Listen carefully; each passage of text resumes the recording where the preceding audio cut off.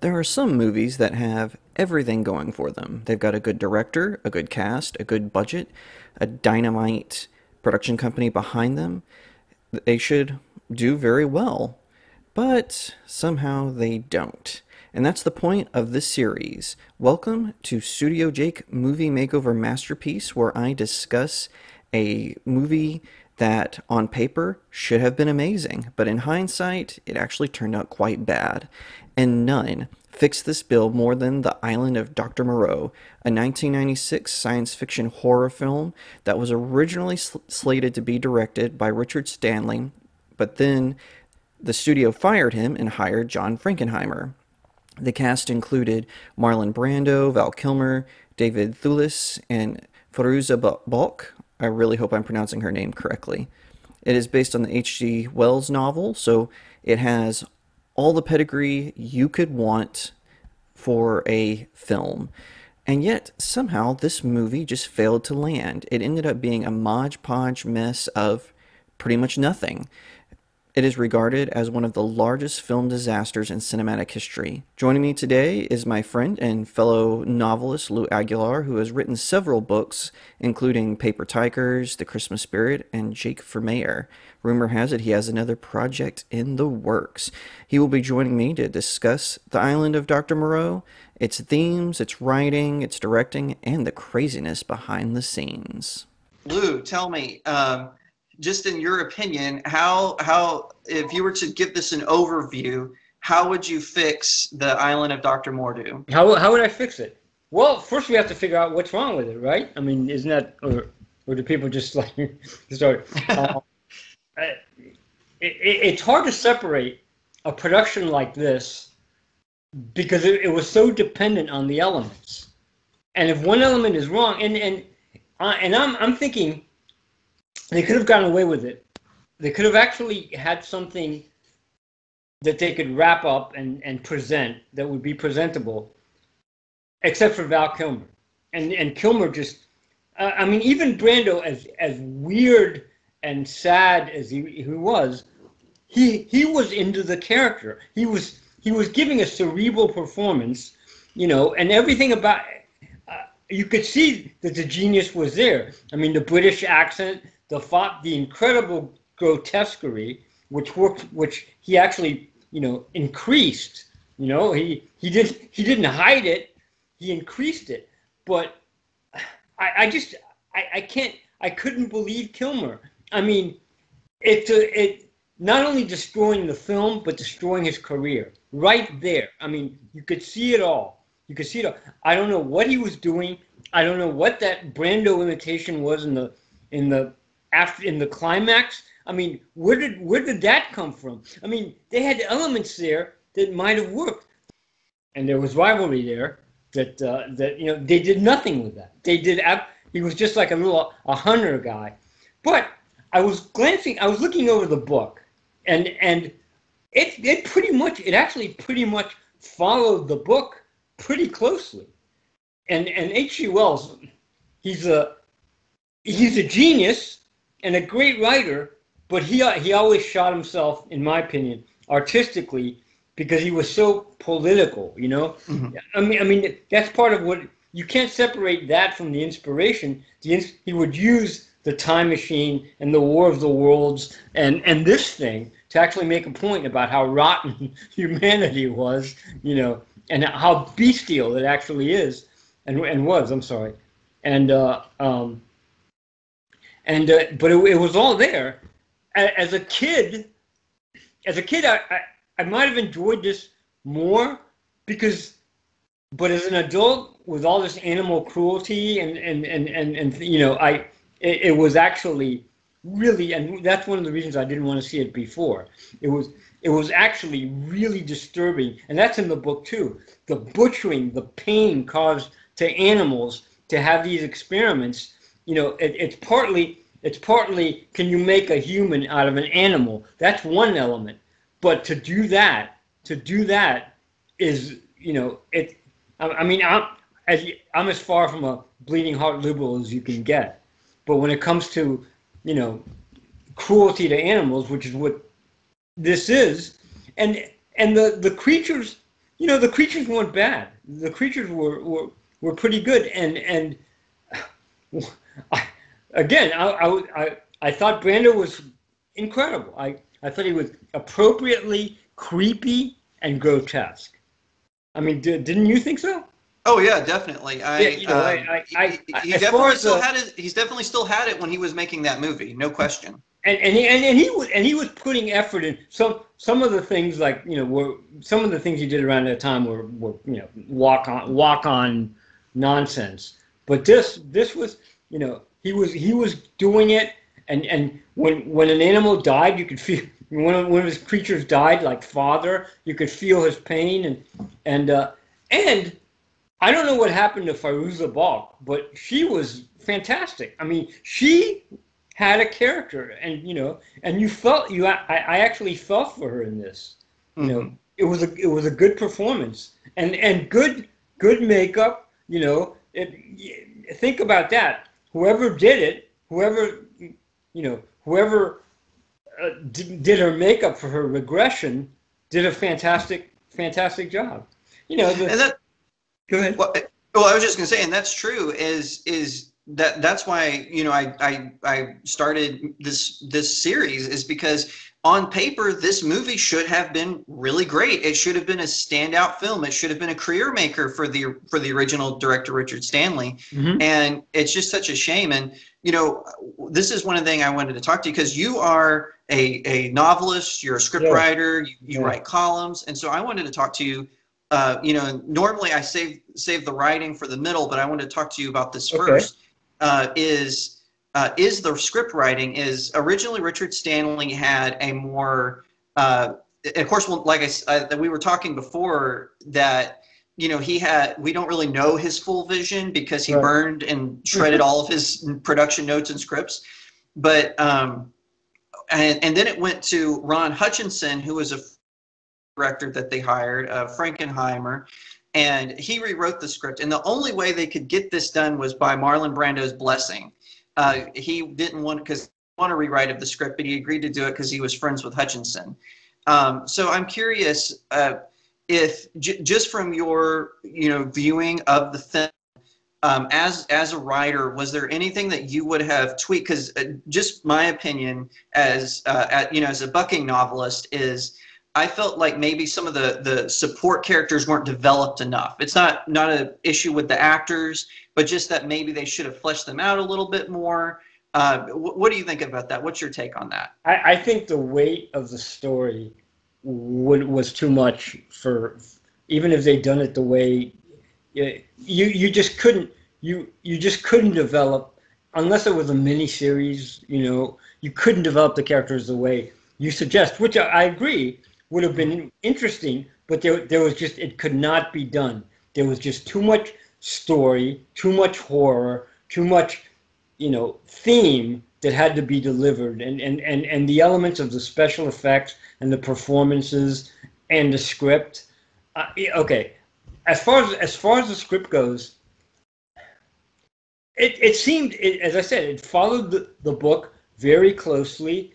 The Englishman being, that's all in the book, the Englishman being adrift. In a very clever thing that was added, I don't think it was in the book, where it starts out in a raft. And again, this is good writing. There's 3 guys on the raft. 2 of them have killed each other like animals, So we already get Wells's point. Humanity sucks. This is, when put under pressure, this is what men will do. They'll slaughter each other and they'll fight each other. And the only civilized guy, which is the protagonist, whatever his name is, survives, at least survives long enough. Then so Val Kilmer, Montgomery, again, that character is in the book again also, and I'm actually surprised there was enough there going into it. Where it falls apart, and that's where utter chaos. It was Kilmer's character and Kilmer the actor. They don't know what to do with him. I mean, had they followed through with this guy's a genius, he's a semi-genius. Moreau is a real genius and even weirder.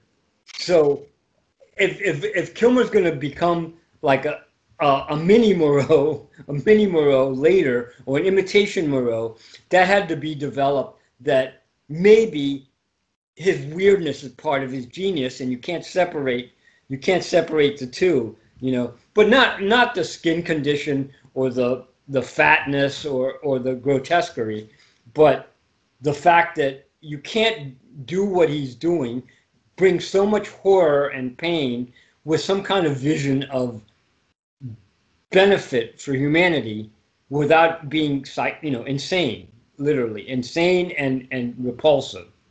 So, but you know what I'm saying? It's just tagged on at the end. Where's Montgomery? Oh, there he is. He's like Moreau. He's talking like Moreau.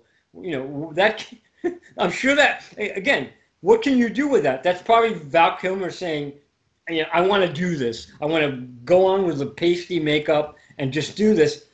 Nobody would, nobody would. That came out of nowhere, right? So yeah, if I could. You don't know what the script was like. From what I saw, there was potential there. And this is true in my experience as a B movie guy.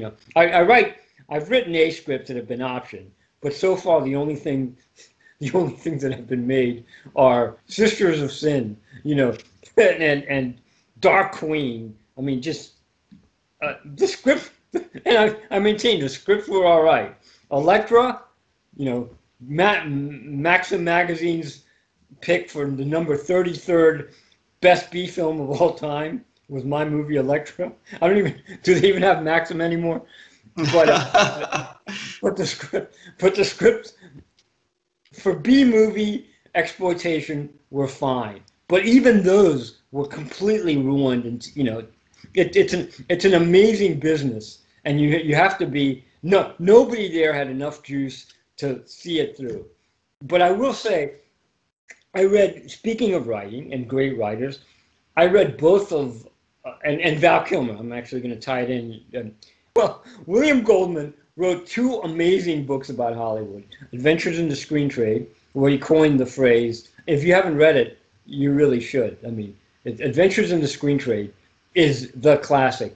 And he coined the phrase, in Hollywood, nobody knows anything. And whatever happens, 9 times out of 10, if there's something good, it's a miracle. It's a miracle, because they will screw you 9 ways from Sunday.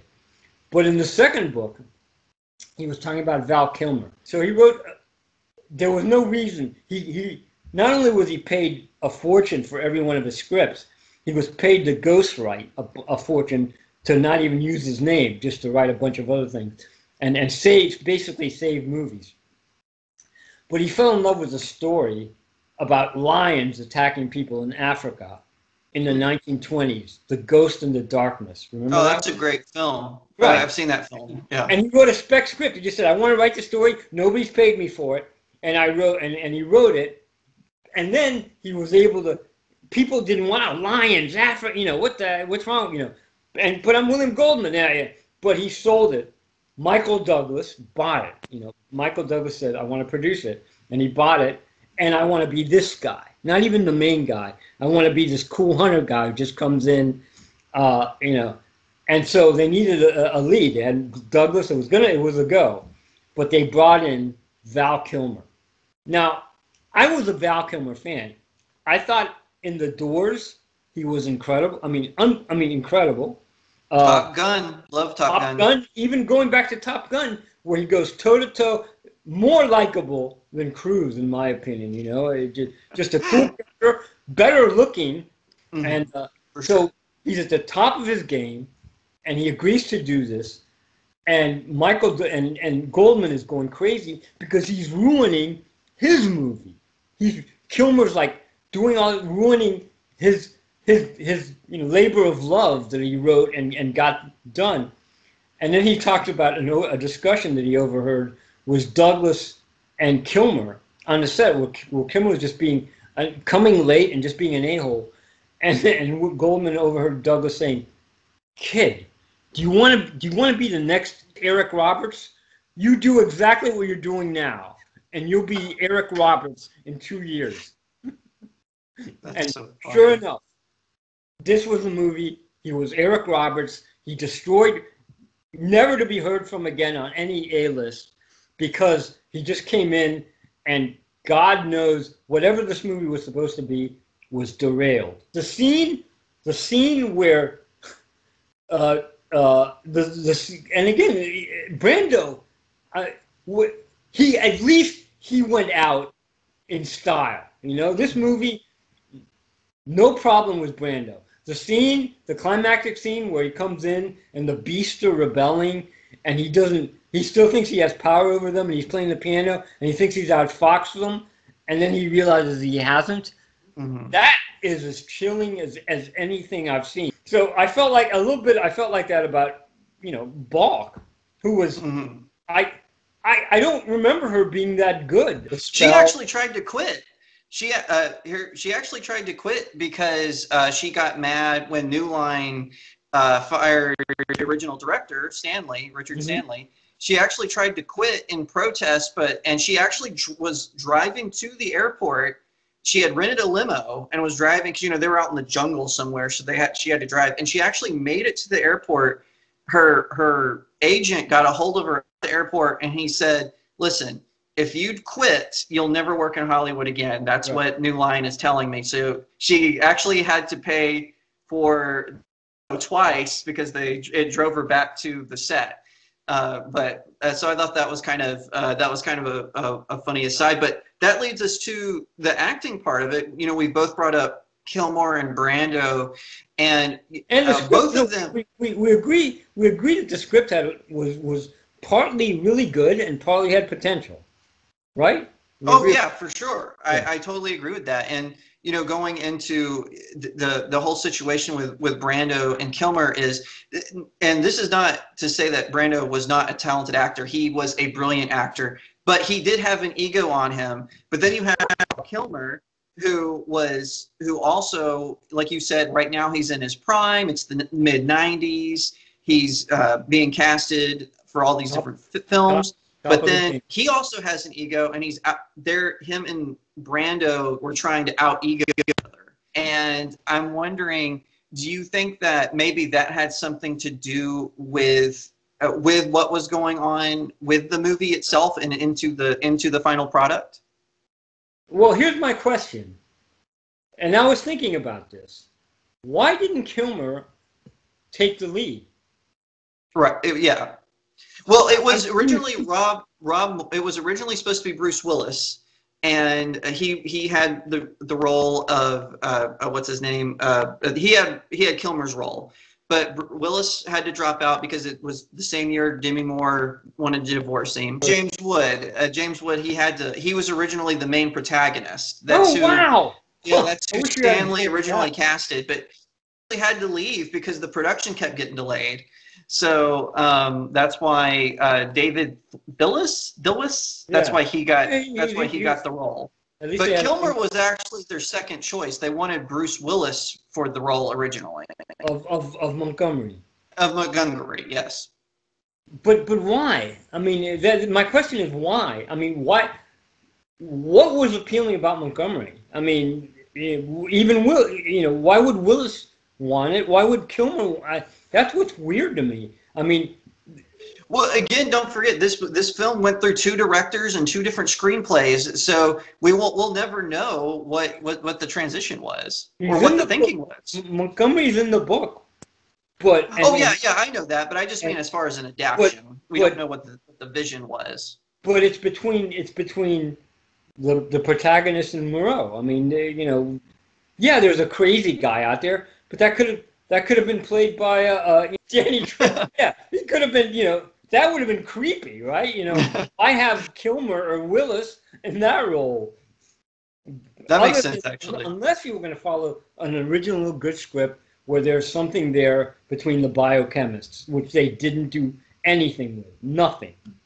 Well, do you think that maybe the behavior, the behind the scenes behavior of the two stars, do you think that played a role into how it turned out, and with Kilmer's Absolutely. performance? You had. I mean, if you're asking me, I could take off my shirt and I would have the scars from even B movies that got made. You know, just you would not believe. Even you have a $500,000 budget. I mean, what Brad Pitt would spend on makeup, hairspray, was the entire budget for my movie. For a movie, and I actually hired people, a group, and then they all turned on me and took over the movie, which became a piece of crap. It's just at this level with no control on some island.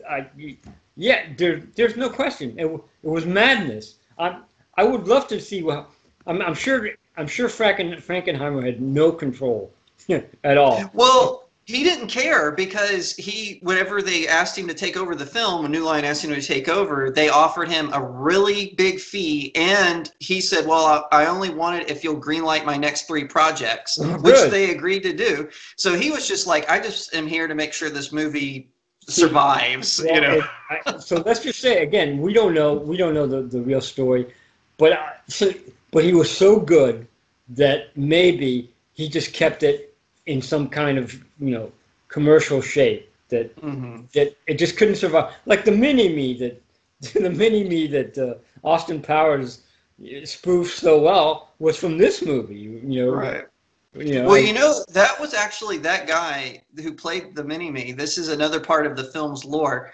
He was a friend of Brando's, and Brando insisted that he get, because originally he was only supposed to be in the scene where he introduces his children, and then he wasn't supposed to appear again. But Brando forced Frankenheimer to give him more scenes, because he was his friend, and he just was like, I'm going to give my friend more screen time. And it worked. It worked completely. So Brando, good on Brando. The mini-me guy, great. I mean, great. The piano, the guy just brilliant. I mean, creepy. I felt for the animals. I mean, I felt for them. Whoever was the hyena, I don't know who that was, but he did a great job. I mean, a great job. You felt literally felt his pain as he ripped that thing out. Now, as for, because you've worked with directors before, like we kind of touched on this a little bit, where was Frankenheimer just more of an overseer because they had fired Stanley and he just wanted to get his other 3 pictures made? He is kind of known as being like strict, like I'm going to run my set, kind of like Clint Eastwood and Alfred Hitchcock. Why do you think he, or how I'm trying to think of the right way. Do you think maybe him just taking over the secondary role as, I'm just going to oversee this film, get it commercially viable? Right. Do you think that's because he knew it was another director's vision, and so he's just like, I just want to see this done so I can go on to my other projects? I wish I could answer that. I wish I could answer that. All I know is, my God, his work in the 60s. You were, forget Richard Stanley, forget Frankenheimer. Right. You come into this situation, and they say, we want you to direct this film. Right. What would you have done differently, maybe, to get control of Kilmer and Brando and casting and all that? I couldn't have done anything to get control of those guys. Fair enough. But if I could mold them, into, if I could do automatons of them that they would actually do what I said, I thought I actually, like you just said, I would have let Brando go, because at this point, over the top stuff on Dr. Moreau, turning animals into humans, over the top stuff is not going to hurt. It's not going to hurt if you're with the plot and you're exaggerating, the sun, the hat, that all works fine. I mean, that all works fine. This guy is in another dimension, Right. But that leaves the Montgomery character out in the cold, and you have a young star at the top of his game, and you have Brando, and they're do what you. I would say to Kilmer, do what you did in Tombstone. That's it. Do what you did in Tombstone. Kurt Russell was the star. Kurt Russell was the star of that film. He was Wyatt Earp. Right. He was in almost every scene. Kurt Russell was. You would come in and you would, if not steal it, you would, rivet the audience. And maybe that's what he was trying to do, but that's what he couldn't do. Because right. Doc Holliday knew his place as secondary, as sidekick, basically. He knew his place. And as Montgomery did not know his place. Now, you could do something with that, but whatever he didn't do. I mean, shooting one of the animals, and you could have put Danny Trejo. I would have fired. What would I have done? I would have fired Kilmer. I would have fired Danny Trejo or one of those weird guys, one of those weird creepy guys, and I would have put him as Montgomery, and and the audience would viscerally react towards that guy who's more. You just can't imagine Kilmer as worse than the animals. It's just hard to do. But an actor like I'm describing, you could really come to hate, and Moreau could come to hate. Yeah, and then he wouldn't try to imitate. After Moreau's dead, he wouldn't try to imitate him. There are scenes in this film that are genuine, that work. Him going on the boat, thinking he could get away, and those little creatures, whatever they were. I mean, that was freaking creepy. I mean, that was just right. It was like, what a nightmare. This boat and everything was a nightmare. I mean, and that. I mean, that's why I had avoided the movie, because of the animal stuff, but I went with it, and yeah, it was horrible. Yeah, and they stuck to the book, and the lawgiver, that was word for word Wells. Walk on two legs. You will not drink water. You will not eat flesh. You will not eat. And the guy was all right. The problem with the lead, and I use lead only as a protagonist. The problem with that actor is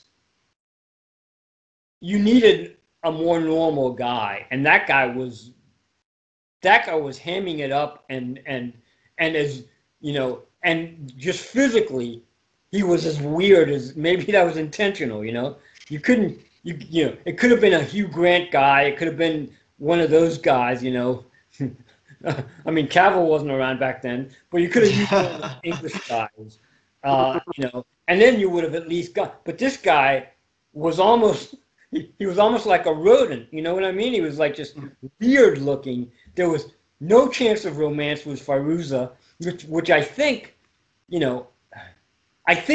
was a more normal guy. I wouldn't even say good looking, but was a more normal guy.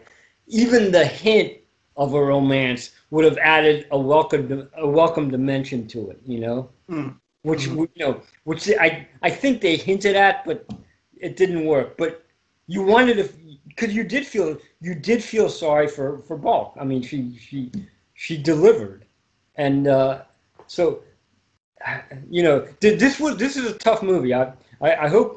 I hope you're not disappointed in the way. Oh no, not at all. That's why we have these conversations. And Lou, thank you so much for coming on. Where can people find you? And feel free to shout out your books. He's written, guys. He's written, and gals. He's written some great books: Paper Tigers, The Christmas Spirit, and you've hinted to me that you might have another novel coming out soon. So if you would like to talk about that for a minute, let everyone know. I had to pick. My labor of love is a big Hollywood epic from 1926 to 1981, which is, you know, which would start right before the explosion of talkies.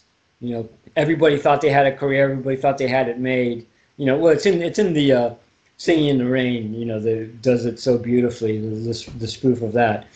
But one main character, one fictional character interacting with John Ford and Clark Gable and, you know, John Wayne, and all through World War II and McCarthy, and ending with the election of Ronald Reagan, who's the main character in you know, in the Hollywood part of the story, who, you know, which that would look more like a fairy tale now, considering who's in charge and stuff. Like, oh, right. But I put that one aside. I was going to do that one next, but I put that aside for Washington Thriller, which I should be finished with soon.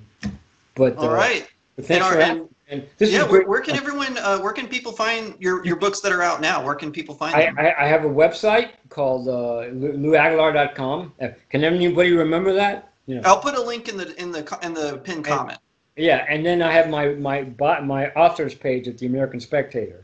You know, just Google Spectator and me, Lou Aguilar, and that's my rant. Why I'll never work in Hollywood again.